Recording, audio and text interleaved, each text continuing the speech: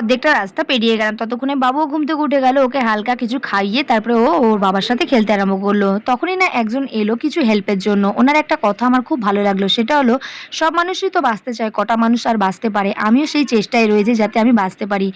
সাহায্য চাইছিল, কিছুটা সাহায্য করলাম, যেটা আমি ক্যামেরাবন্দি করলাম না, আমার ভালো লাগে না। আস্তে আস্তে ট্রেনের বগিটাও ফাঁকা হতে আরম্ভ করলো। আমরাও সিটগুলো জানো তো এক্সচেঞ্জ করে করে বসছিলাম, ভালো লাগছে। আর এখন জানো তো বাবু হওয়ার পর থেকে নিজের প্রতি যত্নটা অনেকটাই কমিয়ে দিয়েছি। এখন বাইরে কোথাও বেরালে চেষ্টা করি কমফোর্টেবল ড্রেস পরতে, যাতে বাবুকে ফিডিং করাতে সুবিধা হয়। এখন আমার সবকিছুই বাবুর সাথে জড়িত, আর ওর প্রতি আমি জানো তো একটুখানি ওভার সেন্সিটিভ আর ওভার পজিটিভ। তো যাই হোক, কথা বলতে বলতে চলে এসছে কাঁথি, আর বেশিক্ষণ নয়। নেমে পড়লাম স্টেশনে। এখানে এসে দেখছি বুধবারও দীঘা অনেকটাই ভিড়। মনে করলাম মনে হয় বুধবার হয়তো কম ভিড় হবে, কিন্তু তা না। দেখো স্টেশনের সামনে দিয়ে দেখা যাচ্ছে সেই মন্দিরটা। যাবো কখন এখন ডিসাইড করিনি।